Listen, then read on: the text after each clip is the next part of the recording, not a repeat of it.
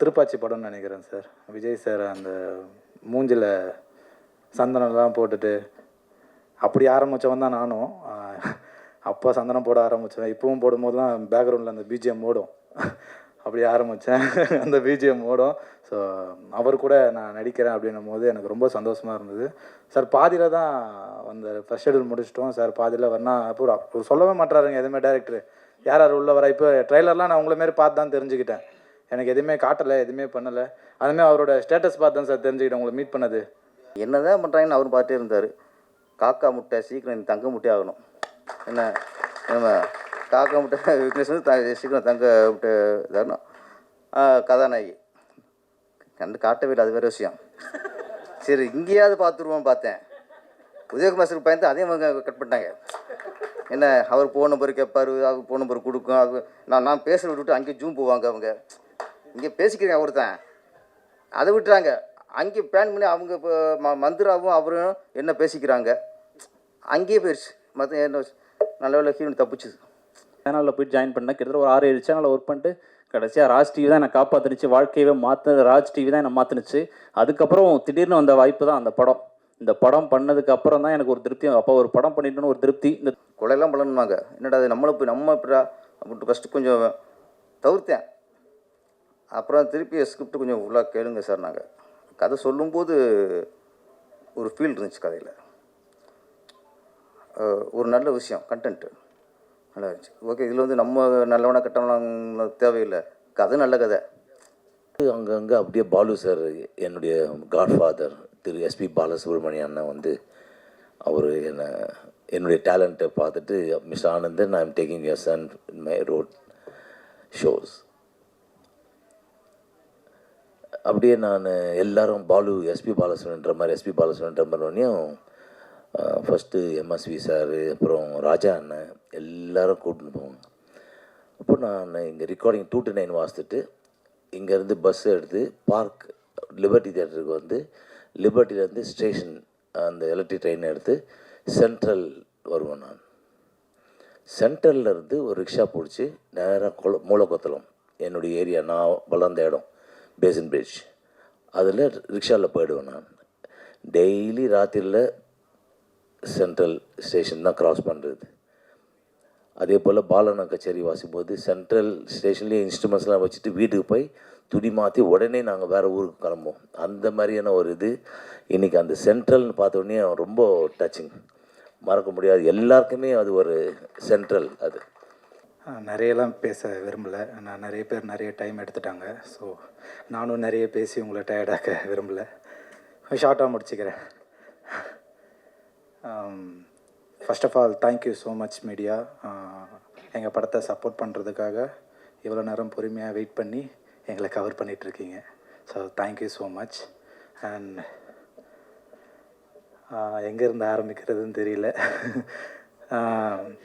Sorry, okay, சென்ட்ரல்லேருந்து ஆரம்பிக்கிறேன். நான் பிறந்ததுலேருந்து சென்னை தான். ஸோ எனக்கு சென்ட்ரல் ரொம்ப முக்கியம். இந்த படமும் அப்படி தான் ரொம்ப முக்கியமான ஒரு படம். அண்ட் பாரதி பிரதர் ஒரு 4 வருஷத்துக்கு முன்னாடி தான் இந்த கதையை என்கிட்ட சொன்னார். ஸோ அதுக்கப்புறம் நடுவில் ஒரு 2 வருஷம் காணாமல் போயிட்டார். சொல்லிவிட்டு எங்கே போனார்னு தெரில. மறுபடியும் ஃபோன் பண்ணி, நான் உங்ககிட்ட ஒரு நாள் கதை சொன்ன ஞாபகம் இருக்கா அப்படின்னு கேட்டார். நீங்கள் யார் பிரதர் அப்படின்னு நான் கேட்டேன். நான் பொய்யெல்லாம் சொல்ல விரும்பலை, எனக்கு பிடிக்காது. அதனால் யார் பிரதர் அப்படின்னு கேட்டேன். நான் தான் பாரதி. ஒரு 4 வருஷத்துக்கு முன்னாடி உங்கள்கிட்ட கதை சொன்னேன், என்ன கதை சொன்னீங்கன்னு கேட்டேன். அப்போ இந்த சென்ட்ரல் அப்படின்ட்டு ஒரு லைன் தான் சொன்னார். ஸோ எனக்கு உடனே ஞாபகம் வந்துடுச்சு. ஸோ அந்தளவுக்கு எனக்கு இந்த கதை பிடிச்சிருந்தது. ஸோ படத்தில் ஒர்க் பண்ணும்போது நிறைய கஷ்டம் கொடுத்தாங்க. அதெல்லாம் சொன்னால் என்ன நினைப்பாங்கன்னு தெரில. சொல்ல மாட்டேன் சார், ப்ரொடியூசர் சார், அதெல்லாம் சொல்ல மாட்டேன். ப்ரொடியூசர் பற்றி சொல்லிடுறேன். அவர் இப்போ தான் அதிகமாக பேசியிருக்காரு. ஏன்னா நாங்கள் ஸ்பாட்டில் போயிட்டுலாம் கேட்கும் போது ஓகே விக்னேஷ், அவ்வளோதான், வேறு எதுவுமே இல்லை, இப்போ தான் பேசியிருக்காரு. பரவாயில்ல சார், உங்கள் படத்துக்காக இன்றைக்கி நீங்கள் பேசியிருக்கீங்க. Thank you so much. அண்ட் ஐயா, நீங்களும் ஐயா, வாழ்த்துக்கள் ஐயா. பேசியிருக்கீங்க, வாழ்த்துக்கள் ஐயா. And Perarasu sir, sir Thiruppachi படம்னு நினைக்கிறேன் சார். விஜய் சார் அந்த மூஞ்சில் சந்தனம்லாம் போட்டுட்டு அப்படி ஆரம்பித்தவன் தான் நானும். அப்போ சந்தனம் போட ஆரம்பித்தேன். இப்போவும் போடும்போதெல்லாம் பேக்ரவுண்டில் அந்த பிஜிஎம் ஓடும். அப்படி ஆரம்பித்தேன். அந்த பிஜிஎம் ஓடும். ஸோ அவர் கூட நான் நடிக்கிறேன் அப்படின்னும் போது எனக்கு ரொம்ப சந்தோஷமாக இருந்தது. சார் பாதியில் தான் அந்த ஃபர்ஸ்ட் ஷெடியூல் முடிச்சிட்டோம். சார் பாதியில் வரனா அப்போ சொல்லவே மாட்டாருங்க எதுவுமே டேரக்டர். யார் யார் உள்ள வரா. இப்போ ட்ரெய்லர்லாம் நான் உங்களை மாரி பார்த்து தான் தெரிஞ்சுக்கிட்டேன். எனக்கு எதுவுமே காட்டலை, எதுவுமே பண்ணலை. அதுமாதிரி அவரோட ஸ்டேட்டஸ் பார்த்து தான் சார் தெரிஞ்சுக்கிட்டேன் உங்களை மீட் பண்ணது.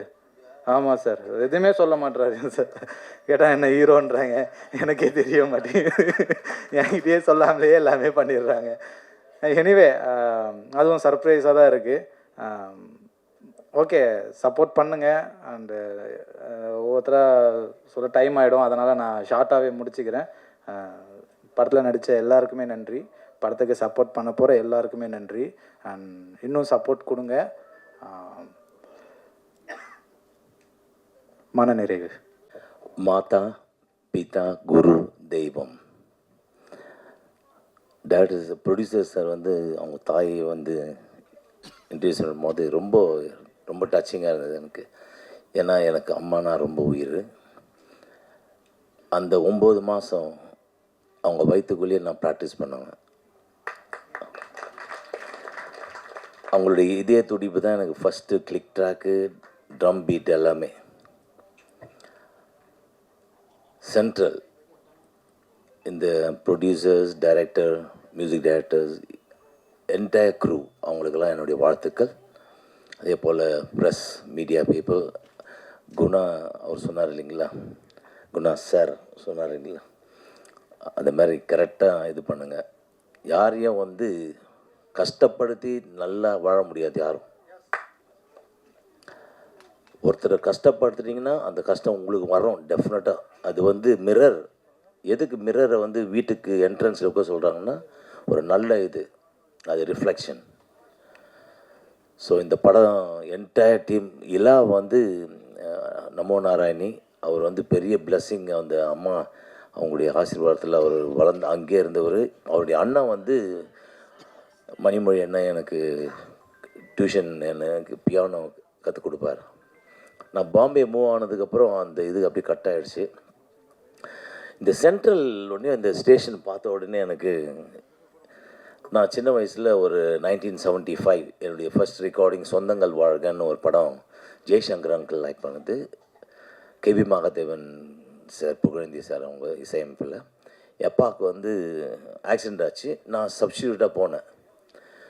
அப்படி போகும்போதெல்லாம் அப்போதுலேருந்தே எனக்கு மியூசிக் டைரக்டர் சொல்லிட்டாங்க, அப்பா கிட்ட சிவமணியம் வரட்டும் கூட வந்து வாசிக்கிட்டோன்னு, எங்களுக்கு ரொம்ப பிடிச்சிருக்கு. அப்படியே வாசிக்கும் போது அங்கங்கே அப்படியே பாலு சார், என்னுடைய காட்ஃபாதர் திரு எஸ்பி பாலசுப்ரமணியம் அண்ணன் வந்து அவர் என்னுடைய டேலண்ட்டை பார்த்துட்டு, mister Anandan, I am taking your son in my road shows.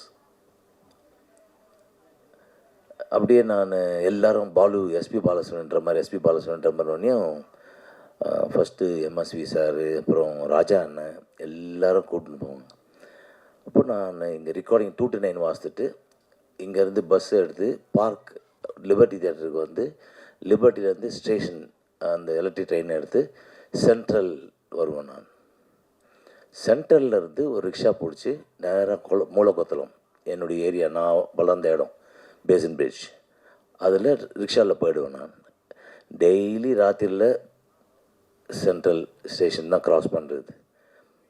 அதே போல் பாலனா கச்சேரி வாசிக்கும்போது சென்ட்ரல் ஸ்டேஷன்லேயே இன்ஸ்ட்ருமெண்ட்ஸ்லாம் வச்சுட்டு வீட்டுக்கு போய் துணி மாற்றி உடனே நாங்கள் வேறு ஊருக்கு கிளம்புவோம். அந்த மாதிரியான ஒரு இது இன்றைக்கி அந்த சென்ட்ரல்னு பார்த்தோன்னே ரொம்ப டச்சிங், மறக்க முடியாது. எல்லாருக்குமே அது ஒரு சென்ட்ரல் அது.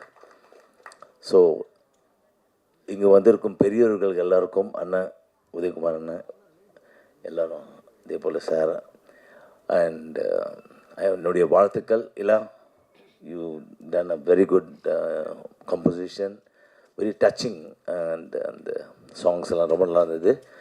God bless, all the best, and நன்றி, வணக்கம். ஆனால் எனக்கு பேச தெரியாது, ஒன்லி இது தான் தெரியும்.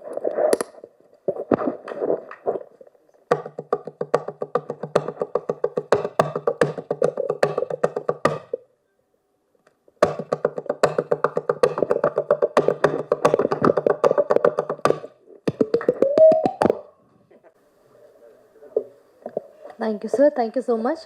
சென்ட்ரல் படத்துடைய டைரக்டர் அவர்களை பேசுமாறு அன்புடன் அழைக்கிறோம். திரு பாரதி சிவலிங்கம் அவர்கள், கேப்டன் ஆஃப் த ஷிப். ஒரு பெரிய கைத்தட்டல் வந்து நம்ம கொடுத்து அறிமுக இயக்குனராக களமிறங்கக்கூடிய பாரதி சிவலிங்கம் அவர்களை பேசுமாறு அழைக்கிறோம்.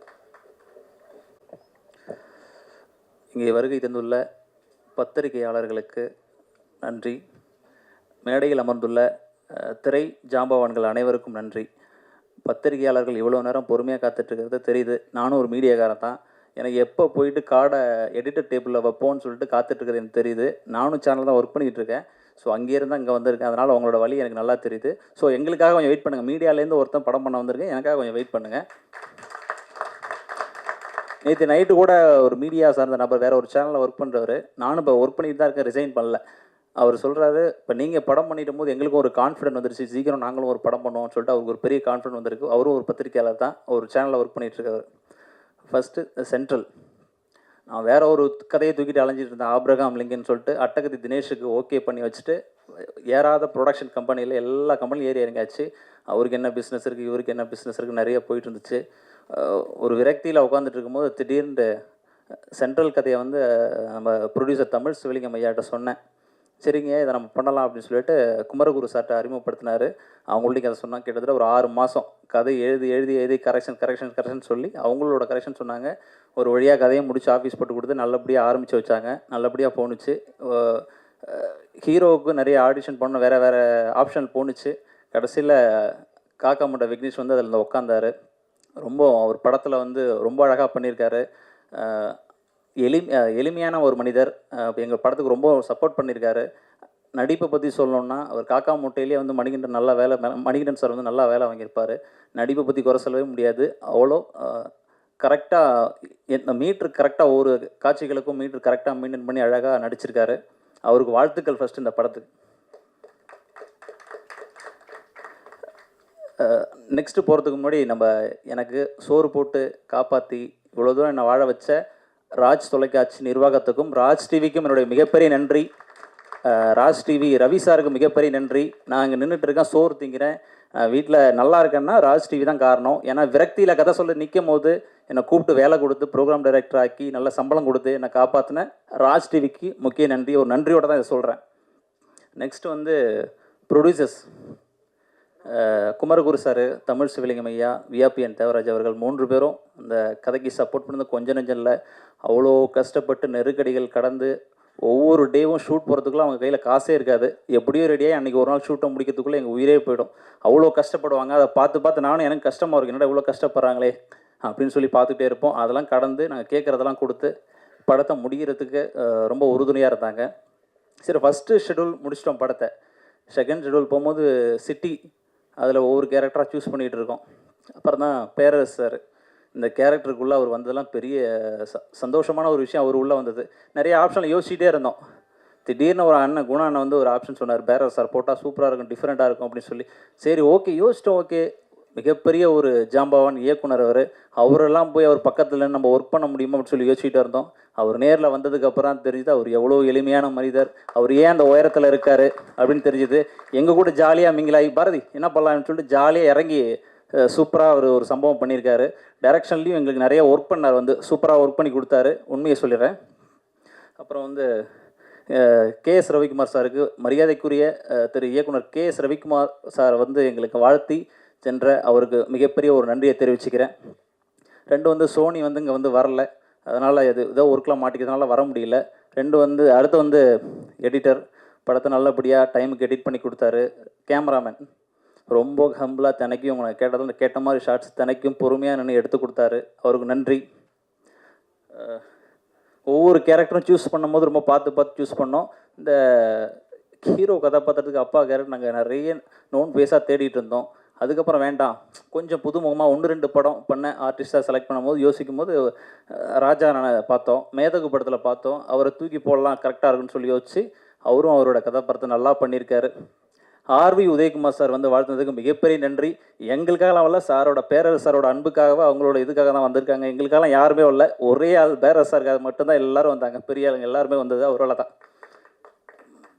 பத்திரிகையிலேருந்து மீடியாவுக்குள்ளே ஒரு இயக்குனராக வர்றது ரொம்ப கஷ்டமான ஒரு சூழல் தான். ஏன்னா அங்கே உட்காந்துருக்க எல்லோரும் நான் தான், நீங்கள் எல்லாருமே நான் தான். உங்கள்லேருந்து ஒரு இயக்குனர் வருது அவ்வளோ கஷ்டமாக இருக்குது. ஏன்னா அவ்வளோ நெருக்கடிகள், அவ்வளோ பிரச்சனை, சர்வேல் பண்ணுறது அவ்வளோ பெரிய பிரச்சனை. ஒரு இயக்குனராக ஒரு கதை பண்ணி டைரக்ட் பண்ணி படம் வெளில வரத்துக்குள்ளே அவ்வளோ போராட்டங்கள், அவ்வளோ கஷ்டங்கள், அவ்வளோ பிரச்சனைகள் இருக்குது உள்ளார. ஏன்னா மீடியாக்குள்ளே இருந்ததுனால தப்பிச்சேன். மாதம் சம்பளம் வந்து சர்வேல் பண்ணி ஃபேமிலியை ஓட்டுறதுக்கு நல்ல வேளை தப்பிச்சேன். ஒரே ஒரு அசிஸ்டன்ட் டைரக்டராக இருந்து ஒர்க் பண்ணியிருந்தேன்னா சர்வேல் பண்ண முடியாது. வீட்டில் அம்மா அசிங்கப்படுத்துவாங்க. சம்பாரிச்சு மாதம் காசு இருப்பலாம் ஊரில் நிறைய பேர் கேள்வி கேட்பாங்க. இன்னொன்று எங்கள் பேரண்ட்ஸ் ரொம்ப சப்போர்ட் பண்ணாங்க. பக்கத்தில் இருக்கவங்களாம் எல்லாம் சொல்லும்போது, நல்லா படிச்சிருக்கான், 2 டிகிரி முடிச்சிருக்கான், ஸ்கூலில் டீச்சராக போகலாம், எதுக்கு இந்த தொழிலில் தேவையில்லாமல் தேர்ந்தெடுத்து போய் மாட்டிக்கிட்டான் அப்படிலாம் சொல்லிட்டு இருந்தாங்க. அதனால் சேஃபாக போய் இருக்கட்டும்னு சொல்லிட்டு ஒரு சேனலில் போய் ஜாயின் பண்ணேன். கிட்டத்தட்ட ஒரு 6-7 சேனலில் ஒர்க் பண்ணிட்டு கடைசியாக ராஜ் டிவி தான் என்னை காப்பாற்றுனுச்சு. வாழ்க்கையவே ராஜ் டிவி தான் என்னை மாற்றுனுச்சு. அதுக்கப்புறம் திடீர்னு வந்த வாய்ப்பு தான் அந்த படம். இந்த படம் பண்ணதுக்கு அப்புறம் தான் எனக்கு ஒரு திருப்தி. அப்போ ஒரு படம் பண்ணிட்டோன்னு ஒரு திருப்தி. இந்த திருப்திக்கு காரணம் 3 ப்ரொடியூசர்ஸ் தான். ஒன்று குமரகுரு சார், தமிழ் சிவலிங்கம் சார், வியாபியன் தேவராய் சார். 3 பேருக்கும் என்னோட நெஞ்சார்ந்த நன்றிகள். இதில் நடித்த தர்ஷன், ஆனந்த், கயல் எல்லாத்துக்கும் என்னோட மிகப்பெரிய நன்றி. பேர் விட்டு சுபா சாருக்கு ரொம்ப நன்றி. கூக்கா பாவலன் சாருக்கு ரொம்ப நன்றி. ஏன்னா ஃபர்ஸ்ட் லுக்கை எழுச்சி தமிழை ரிலீஸ் பண்ணுறதுக்கு அவர் தான் ஹெல்ப் பண்ணார். அவர் நடிக்கவே வேணாம்னு சொல்லிட்டு வெக்கப்பட்டு இருந்தார். தூக்கி நடிக்க வச்சோம், உள்ளே நடிங்க அப்படின்னு சொல்லிட்டு ஒரு 7 நாள் அவரை தூக்கி உள்ளே நடிக்க வச்சோம். அவரோட பார்ட் நல்லா பண்ணியிருக்காரு. இவ்வளோ நேரம் வெயிட் பண்ண அவங்க எல்லாருக்கும் நன்றி. நிறைய பேசலாம்னு யோசிச்சு வச்சுருந்தா எல்லாத்தையும் பேசி காலி பண்ணிட்டீங்க. பேரர் சாரை என்ன சொல்கிறது எனக்கே தெரில. அவ்வளோ எளிமையான மனிதர்கள். எங்கள் கூட வந்து அவர் நின்னதெல்லாம் நான் நினச்சி கூட பார்க்கல. அப்படின்னா வெளியில் சொல்லியிருக்காங்க ரொம்ப ஸ்ட்ரிக்டான டேரக்டர், வேறு மாதிரி இருப்பார் அப்படிலாம் சொன்னாங்க. நான் கேட்டேன், நிறைய வெளியில் விசாரித்தேன், சொன்னாங்க. நான் வந்ததுக்கப்புறம் தெரியுது அவர் மாதிரி ஒரு ஆள் இல்லை, எளிமையான மனிதரே இல்லை. நேற்று ஒரு தடவை பேசிகிட்டு இருக்கும்போது மெடிக்கல் ஷாப்பில் கடைக்கு போகிறேன். அவர் பேரர் சாரை பற்றி பேசிகிட்டு இருக்கேன். அங்கே மெடிக்கல் ஷாப்பில் டிவியில் திருப்பாச்சி படம் ஓடுது நேற்று, சன் டிவியில். அவர் எங்களுக்கு கிடைச்சது ஒரு மிகப்பெரிய பொக்கிஷம் இந்த படத்தில். எங்களுக்கு நல்லா சப்போர்ட் பண்ணி கொடுத்தாரு. அடுத்தடுத்து வேறு இதில் நாங்கள் அவரோட சேர்ந்து பயணிக்கணும்னு ஆசைப்பட்றோம். மியூசிக் டைரக்டர் இலா அவருக்கு மிகப்பெரிய ஒரு நன்றி. எங்களுக்கு சப்போர்ட் பண்ணதுக்கு மிகப்பெரிய நன்றி. அடுத்து சென்ட்ரலை பற்றி பேசுவோம். 12th லீவில் நான் உண்மையாகவே வந்து லீவில் வந்து சென்னை குடும்ப கஷ்டம் காரணமாக வந்து சென்னைக்கு வந்தேன். சென்ட்ரலில் அவங்க ஒரு இடத்துல ஒர்க் பண்ணேன். அதில் கிடைச்ச அனுபவங்களை வச்சு அந்த கதை ஒர்க் பண்ணி சின்ன சேஞ்சஸ் பண்ணி கமர்ஷியலான விஷயங்கள் ஆட் பண்ணி இந்த படத்தை பண்ணோம். என்னோட பயோகிராஃபின்னு தேவராஜன் சொல்லிட்டு போயிட்டார். அதில் சில கமர்ஷியலான விஷயங்களும் எல்லாருக்கும் கனெக்ட் ஆகிற மாதிரி சில விஷயங்கள் வச்சு இந்த சென்ட்ரல் படம் உருவாகிருக்கு. கண்டிப்பாக அவங்க எல்லாருக்கும் பிடிக்கணும்னு சொல்லிட்டு நம்புகிறோம். இந்த சென்ட்ரல் படத்துக்கு நீங்கள் சப்போர்ட் பண்ணுங்கள். பெரிய பெரிய படத்துக்கு மட்டும் சப்போர்ட் பண்ணாதீங்க. இந்த மாதிரி எங்களை மாதிரி எளிமையான மனிதர்களுக்கும் சப்போர்ட் பண்ணால் தான் அடுத்தடுத்து என்ன மாதிரி அங்கே உட்காந்துருக்க ஒருத்தரும் தீக்கிற அந்த ஃபீல்டுக்குள்ளே ஒரு இயக்குனராக வர முடியும். நீங்கள் தான் எங்களுக்கு சப்போர்ட் பண்ணணும். யாராவது பேரை மறந்து தான் மன்னிச்சிருங்க. தாஜ்னு சாருக்கு ஒரு பெரிய நன்றி. எங்களுக்காக வந்து இவ்வளோ நேரம் அதை ஒதுக்கி ஒர்க் பண்ணீங்க, பேசுனீங்க, 2 வார்த்தை பேசுனீங்க. ரொம்ப நன்றி சார். நிறைய ஒரு 1 ஹவராவது பேசலாம்னு நினச்சேன், முடியல. எல்லாருக்கும் நன்றி. தலைவணங்கி உங்கள் எல்லாருக்கும் நன்றி சொல்கிறேன். நன்றி, வணக்கம். Thank you very much. பாத்திரத்தில் நடித்து இனிமேல் வந்து மெயின் நடிகராக களமிறங்கி இருக்காரு. பெரிய வாழ்த்துக்களை தெரிவித்து சாரை வந்து பேசுறதுக்காக அழைக்கிறோம்.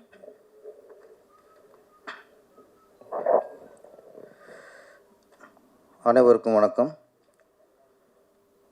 நான் சீக்கிரமாக முடிச்சிடுறேன். ஏன்னா இது வந்து அவங்களுக்கான மேடை. பணம் முதலீடு பண்ணி உழைச்சிருக்காங்க. அவங்க மனசு விட்டு பேசுறதுக்கு வேண்டிய மேடை இது. அதனால் தயாரிப்பாளர்கள் நம்ம அதிக நேரம் பேசிக்க நினைக்கலாம், தவிர பேசி ஆகணும். இது அவங்களுக்கான மேடை தான். அது அவங்களோட விழா. அது அதை கொஞ்சம் பொறுமையாக கேட்க வேண்டியது நம்முடைய கடமை.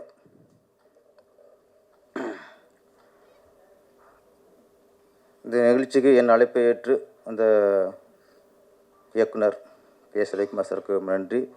எங்கள் இயக்குனர் சங்க தலைவர் உதயகுமார் சாருக்கு நன்றி. அவங்க பத்திரிகை சங்க தலைவர் சுபாஷ் சார், அவர் உண்மையிலே நேற்றே சொன்னேன், அவர் ப்ரோக்ராம் மாற்றி வச்சுட்டு அவங்க வந்துட்டார். அனைவருக்குமே வந்து வாழ்த்தி அனைவருக்குமே நன்றி. எப்பவுமே ஒரு குருவுக்காக வந்து சிஷியர் வருவாங்க. ஒரு குருக்கு நிகழ்ச்சி அப்படின்னா சிஷியர் வருவாங்க.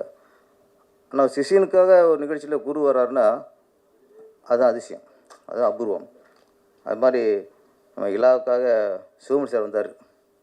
அது உண்மையில் ஆனால் அவருக்கு பிஸியில் வந்து வாழ்த்திட்டு போகிறாருன்னா அது பெரிய மனசு. அவங்களாம் நன்றி சொல்லி ஆகணும் முதல்ல. அப்போ நம்ம திரையுலகில் சினிமாவில்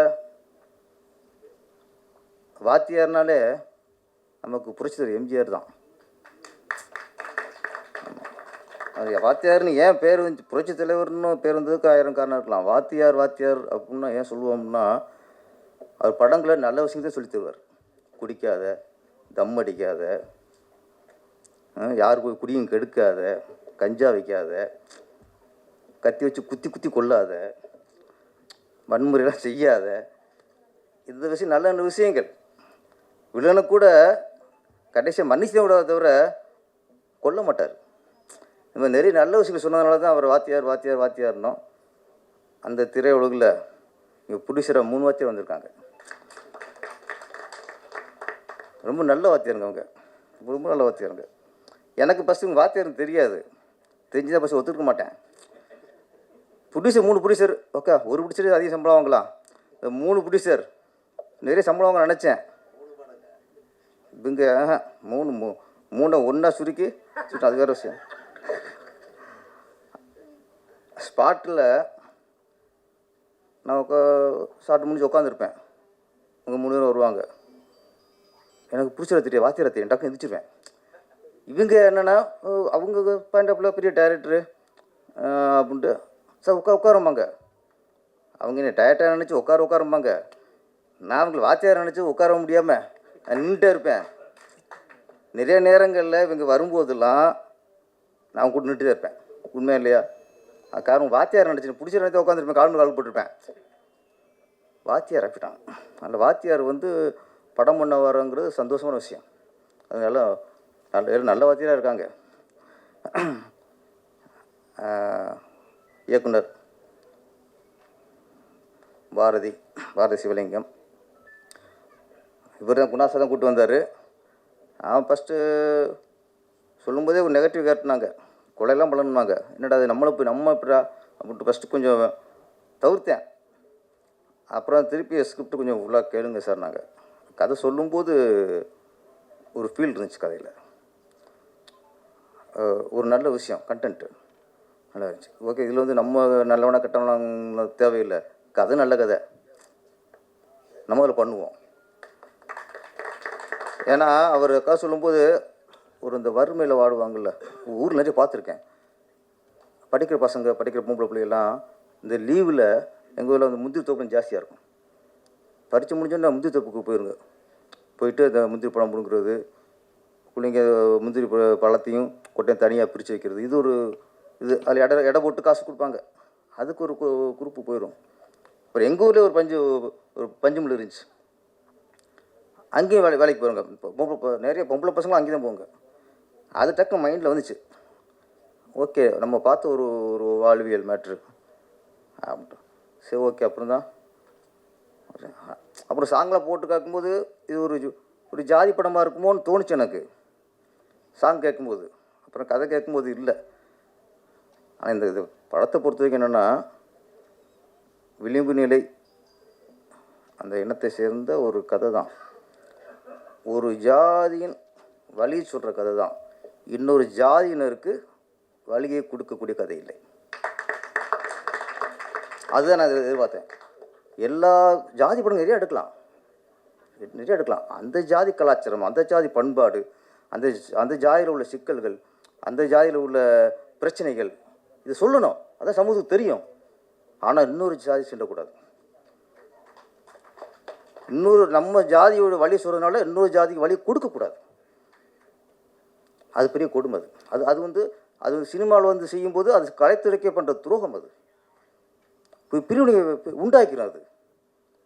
அது அந்த விஷயத்தில் தான் நான் பாரதி சிவலிங்கத்தை மனசார பாராட்டுறேன். விளிம்பு நிலை மக்கள்னு சொல்லுவாரே தவிர அது சார்ந்த கதை, அவ்வளோதான். அது சார்ந்த கதை தான். அந்த விளிம்பை தாண்டலை, அவர் விளிம்பு நிலையை தாண்டலை, அது கரெக்டாக கையாண்டிருக்கார். நீங்கள் ஃபஸ்ட்டு ஒரு சாங் பார்க்கும்போது தோணும், ஆனால் அதுக்காக அதில் வந்து படத்தில் இருக்காது. அழகாக ஒரு அந்த லிமிட்டை தாண்டாமல், யாரையும் மனசையும் புண்படுத்தாமல் அழகாக பண்ணியிருக்கார். பாராட்டுகள் பாரதி சிவலிங்கம். அப்புறம் இதில் கதாநாயகன் காக்கா முட்டை விக்னேஷ்,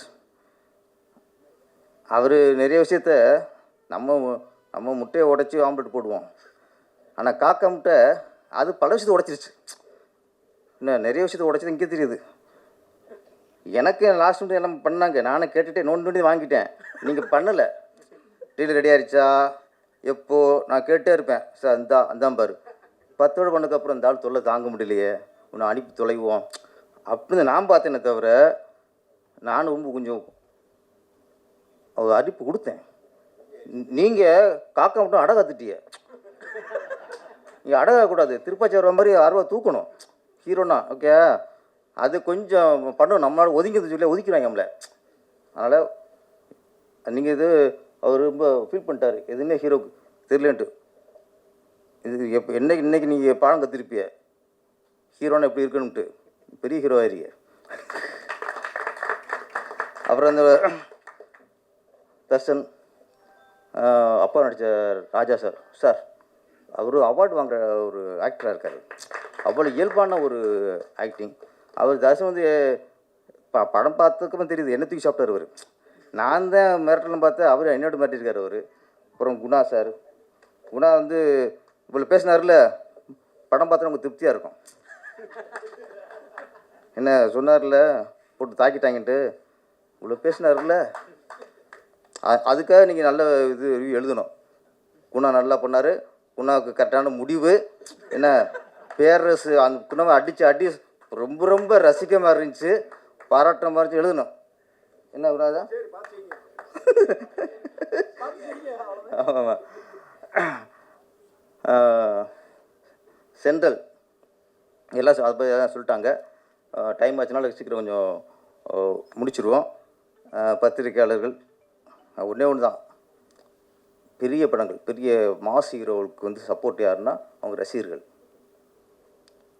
200 கோடி 300 கோடி சம்பளம் வாங்குறாங்கல்ல, அவங்களுக்கெல்லாம் சப்போர்ட் யாருன்னா அவங்க ரசிகர்கள். இந்த மாதிரி சின்ன படங்களுக்கு சப்போர்ட் யாருன்னா நீங்கள் தான்.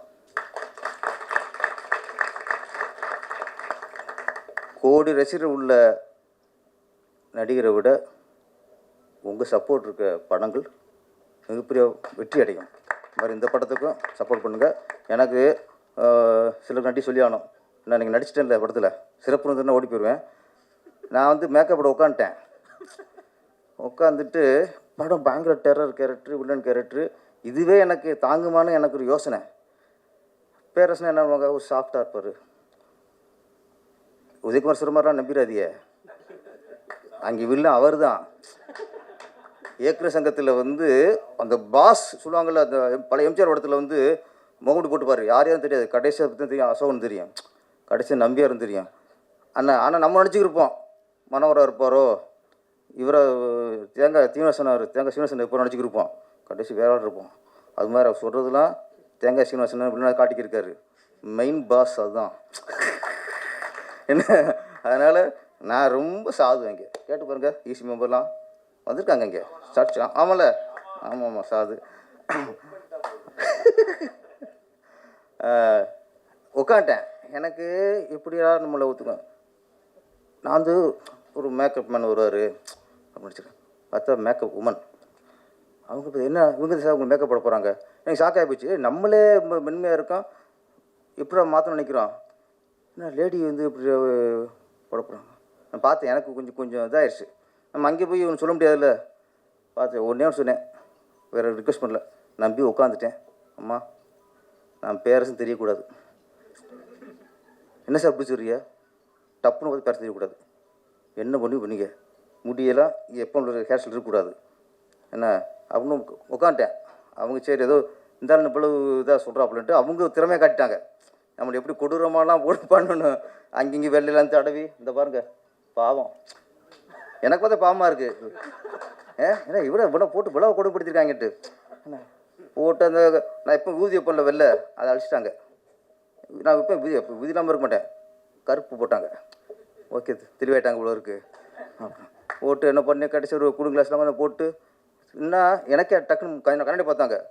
டக்குன்னு எனக்கு இடம் தெரியல. சக்ஸஸ். ஆமாம், காயல் இடத்துக்கு நன்றி. அப்புறமா கேமராமேன் வினோத்